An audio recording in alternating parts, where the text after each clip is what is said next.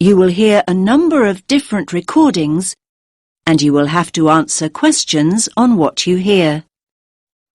There will be time for you to read the instructions and questions, and you will have a chance to check your work. All the recordings will be played once only. The test is in 4 sections. Write all your answers in the listening question booklet.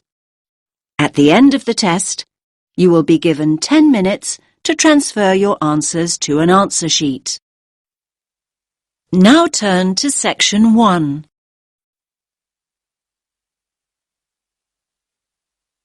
You will hear 2 students talking about libraries. First, you have some time to look at questions 1 to 5.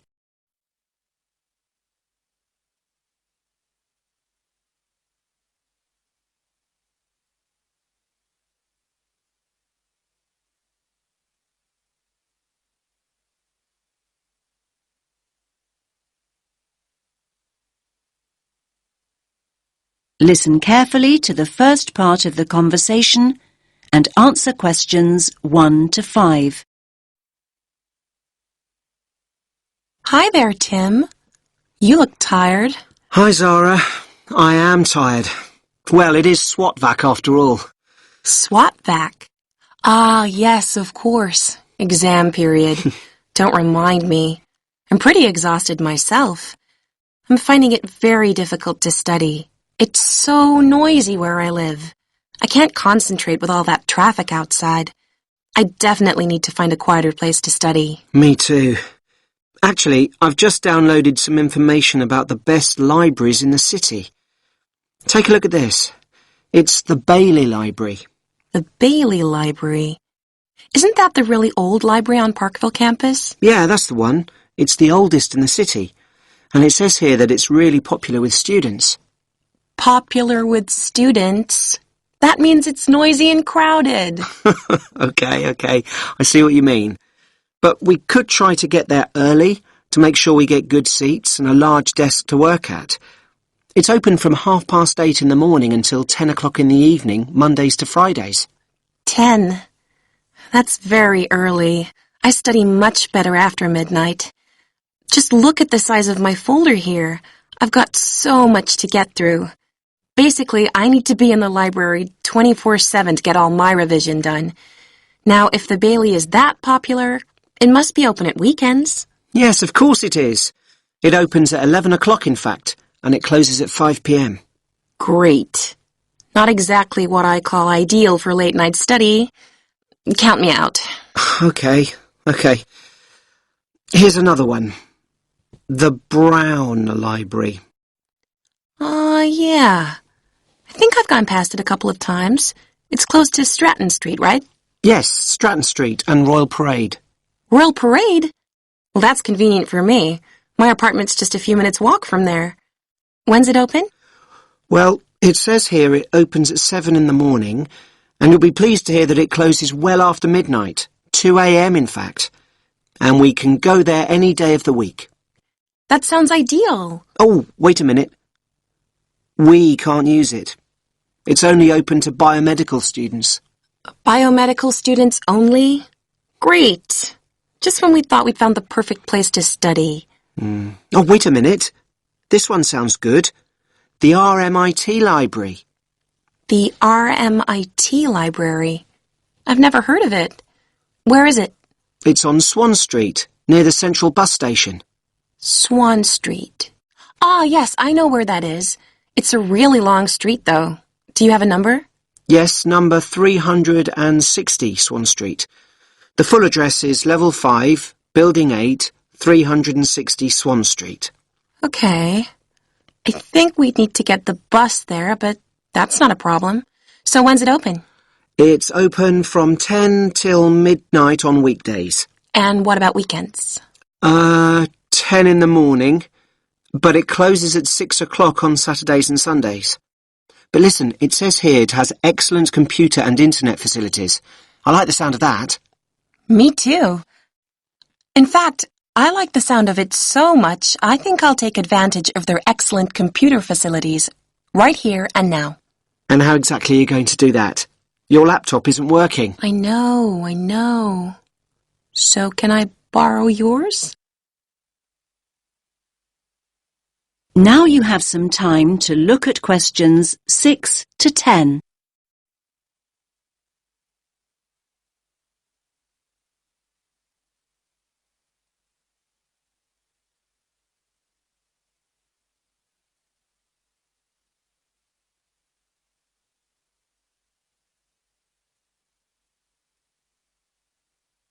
Now listen to the rest of the conversation and answer questions 6 to 10.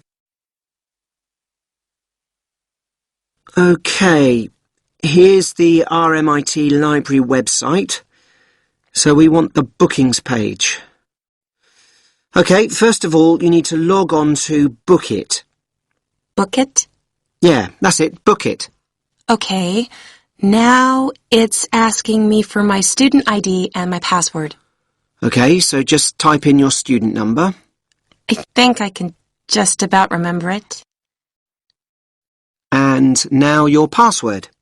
Okay. So next, you need to choose the resource type you want to book. That's easy. A PC. So now what you need to do is click on Location. Location. Okay. Now it's giving me a floor plan.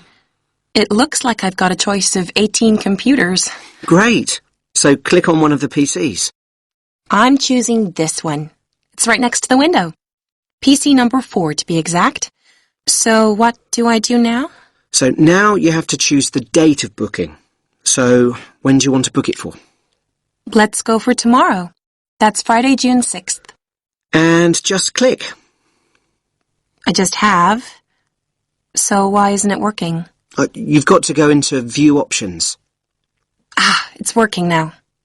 Friday, June 6th. OK, so now you need to choose a time. Let's go for a late afternoon. 5 p.m. Right, let's do it. Great! It says booking completed and there's my name on the booking schedule. Result! That is the end of section 1. You now have half a minute to check your answers.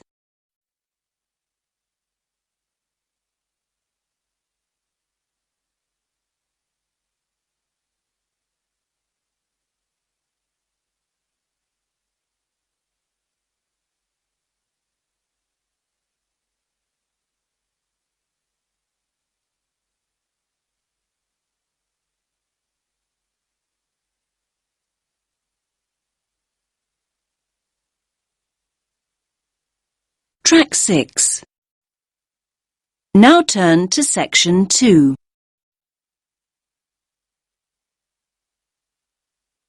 You will hear a guide talking about a tourist program. First, you have some time to look at questions 11 to 14.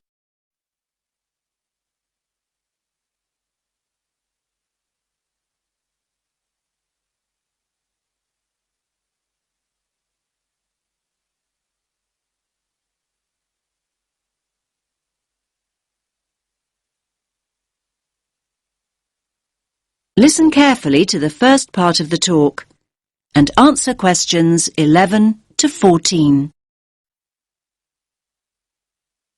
Welcome to all of you.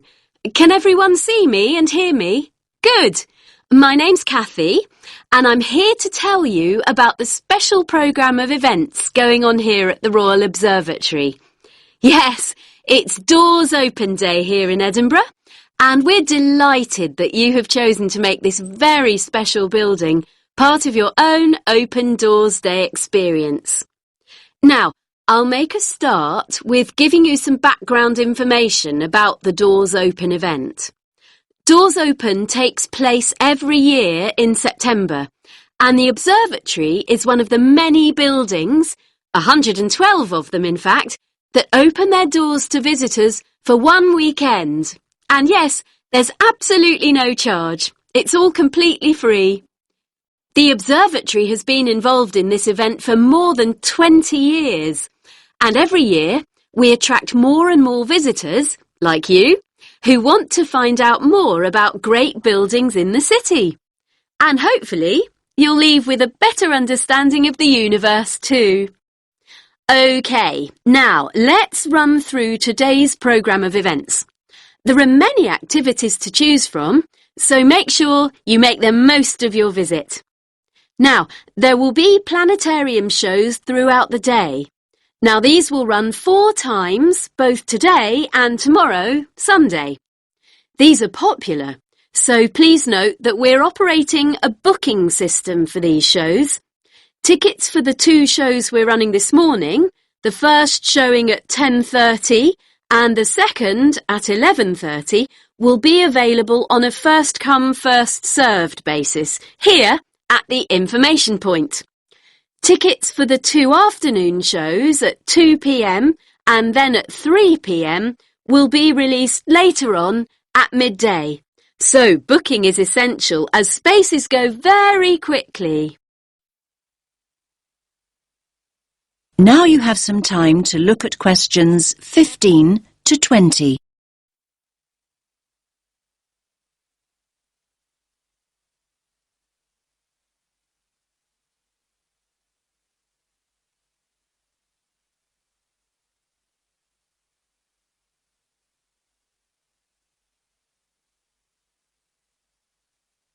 Now listen to the next part of the talk and answer questions 15 to 20. We also have some special tours of the observatory available. These include a tour of the telescope dome, and visitors will even have the opportunity to get onto the roof. I hope that those of you who are interested are wearing your most comfortable shoes and that you can keep up the pace. It will be worth the effort of climbing all these stairs. You'll have stunning views over the city when you reach the top. Now, for those of you who want to take things at a more leisurely pace, there will be an opportunity to visit the Crawford collection and learn about the instruments that have been built here, and there will also be some items from the collection on view. For those of you who don't already know, the Crawford collection is an astronomical library. And not only that, it ranks as one of the most important astronomical libraries in the world. You are promised a real treat here. And it's great to have so many younger visitors here today. Now, we have a craft workshop for children here in the visitor centre where they can make their very own model of a telescope and colour their very own planet. Please note that all children must be accompanied by an adult. So, as you can see, it's a pretty full timetable and there's a lot going on. Now, any questions? That is the end of section 2. You now have half a minute to check your answers.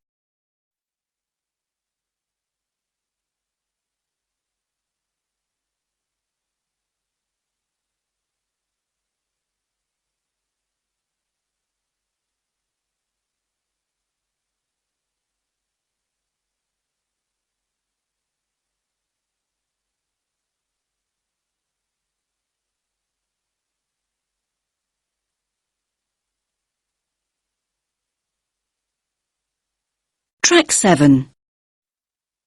Now turn to section 3.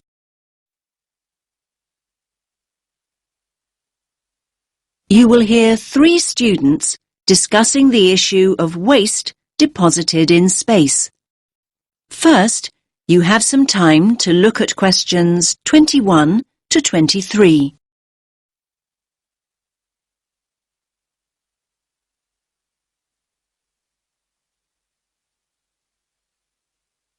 Listen carefully to the first part of the discussion and answer questions 21 to 23. Hey, did you manage to go to the talk by Dr. Chadwick this morning, Andy? I was there. What happened to you, Sam? My bike had a puncture. Seriously.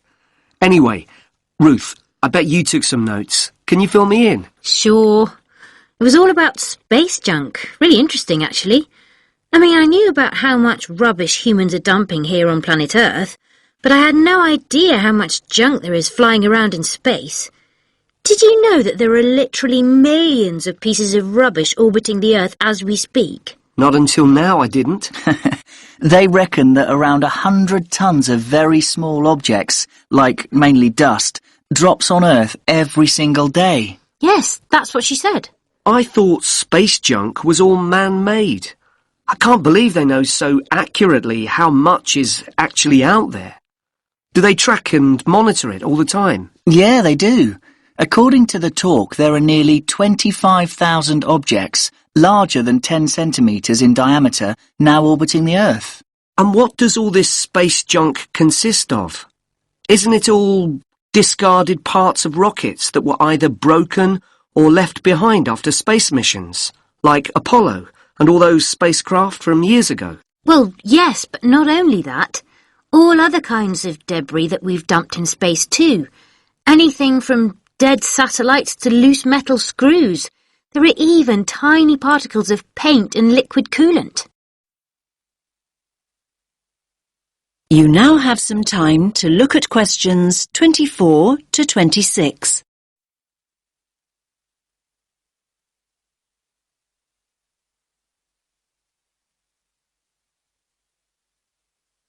Now listen to the next part of the discussion and answer questions 24 to 26.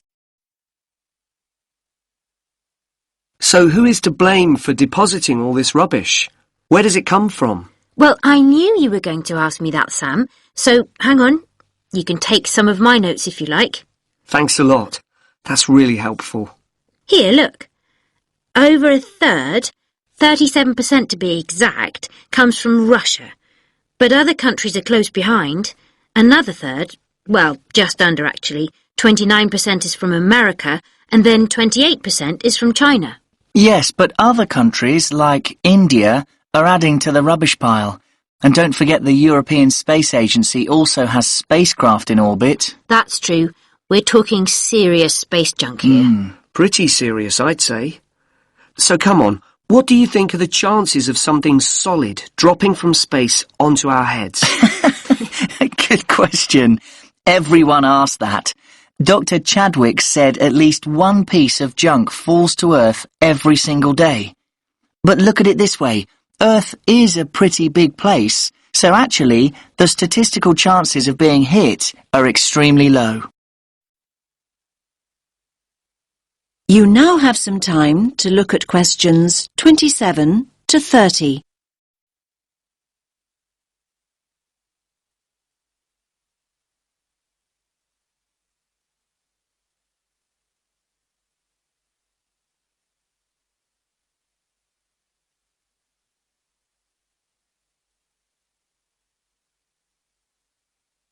Now listen to the rest of the discussion and answer questions 27 to 30. So are you saying I'm more likely to win the lottery? Well, just think about it. 2/3 of the Earth is ocean. That's true. But in time, almost all these pieces of rubbish will fall to Earth because the object's orbit is decreased by its gravitational pull. But the good news is that they don't cause any serious damage. You know, they can't actually survive the heat generated on re-entry. They simply burn away. But that's not always the case. There are exceptions. Chunks of the United States UARS satellite recently fell into the Pacific Ocean. The UARS satellite? It was this 6-ton satellite launched by the Space Shuttle Discovery way back in 1991. So it had been up in space for 20 years, but stopped working in 2005. It weighed 5,700 kilos. And that's about the same as a double-decker bus, apparently. And, just check my notes. Here it is, yes. The largest of these great big chunks that fell into the sea weighed about 158 kilograms. Think of the weight of an adult gorilla, Sam, and you get the picture. A nice soft landing, then. Dr. Chadwick said, imagine a couple of washing machines tied together and travelling at 100 miles per hour, and you'll get an idea. Oh, and do you remember Skylab? That was another US space station, and it fell to Earth at least 3 decades ago, in 1979. It fell into the Indian Ocean and the deserts of Western Australia. According to what I wrote down, that particular space junk weighed 100 tons. And let's not forget Mir, the Russian space station. Mir weighed 135 tons, far, far larger than UARS, and it fell to Earth in 2001. It plunged straight into the South Pacific. All very interesting. Listen, I've got some junk of my own to sort out. My bike. That's the second puncture this week. Come on, I'll help you fix it. That is the end of section 3. You now have half a minute to check your answers.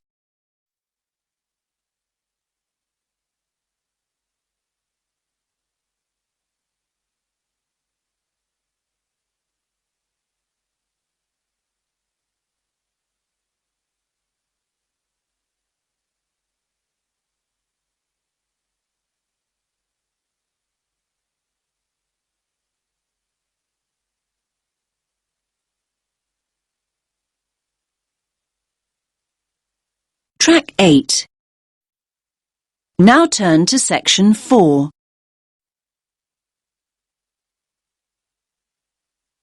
You will hear a woman talking about retail psychology. First, you have some time to look at questions 31 to 40.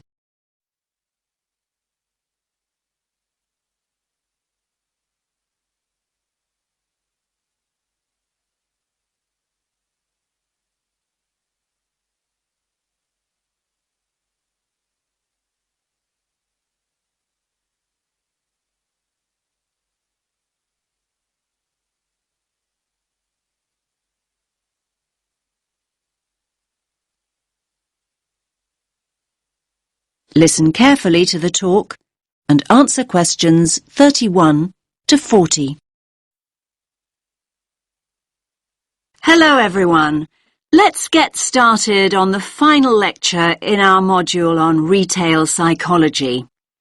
Today we're going to focus on supermarket layouts and how retailers display their products to encourage us as customers to spend as much of our money as possible. It's an interesting topic. Now, most of us don't actually realise that the layout is deliberately designed to make us part with our money. But in fact, millions of pounds are spent on research into the psychology of shoppers and what motivates us to buy. So, let's have a look at an actual supermarket layout. Now, here's the entrance to the store, just here. This area immediately around the entrance is what retailers refer to as the decompression zone or the dead zone. This is where the customers recover from the environment outside. And by that I mean this is where they adjust. For example, the place where they might put their keys in their pockets or take off their sunglasses, these kinds of things. So, what do you notice about this area? It's very empty, isn't it? Yes, it's pretty much clear of stock altogether. This area is not designed or used to sell us anything. Basically, the supermarkets never put any merchandise here because they know that no one's ready to buy yet. However, the retailers want their customers to feel comfortable. If they're in a relaxed state of mind, they're much more likely to stay longer and spend money. Now, let's look back at the entrance again. Now, it's interesting, but we know that 3/4 of us look right, not left, when we go into a supermarket. So, 75% of people. This gives the supermarkets a great opportunity to hit us with promotions and offers. So, near the front door, you might also find what we call the dwell zone.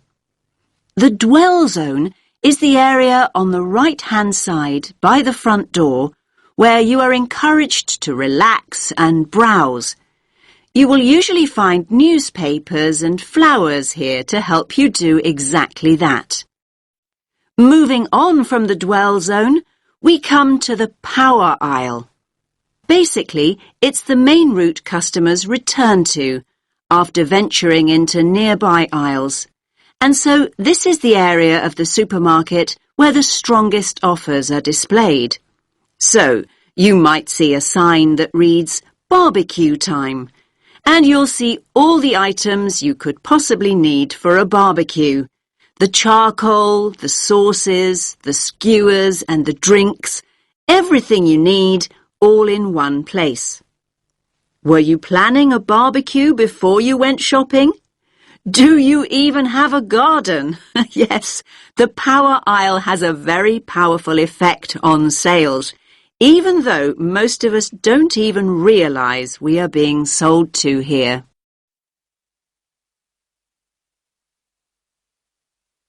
Now, let's think about fruit and vegetables for a moment. They're always located towards the front. Now, why do you think this is? Yes, fruit and vegetables are always at the front because it gives the supermarket a healthy image. And let's think back to flowers and newspapers. We talked about both these items earlier. And yes, they're displayed near the front on the right. Now, they're known as distress goods. Why's that? Well, these are the goods that we often buy in a hurry or on impulse. In other words, these are the items we didn't actually intend to buy at all. But the supermarkets want us to put them in our trolleys even before we start our proper shopping. Now, what about everyday items like bread or milk or cereals? They're always placed right at the back of the supermarket. Yes, in this area here. Again, this is a deliberate strategy by the supermarkets. Basically, they want us to walk through the whole store to get them in the hope we will buy other things on the way. That's why items like these are often called destination goods. Now, where products are placed on the shelves makes a real difference. We read shelves a bit like we read a book. Our eyes go from left to right. And they want you to focus on the more expensive items, so they place them at eye level. It's often quite hard to spot items like cheap tinned food. Why is that? Well, they're normally placed very low on the shelves. Basically, the supermarkets don't want the cheapest products to be the ones you see first. Finally, let's have a look at the checkout area here. Now, we all know that sweets are deliberately placed within the reach of children at the checkout. But all kinds of things are displayed at checkouts these days. In fact, supermarkets can change what's on offer almost by the hour. It's a quick and easy way for them to rotate their stock. So, if the sun comes out, the checkout is an ideal place to display sunglasses. And if it rains, umbrellas can be placed there instead.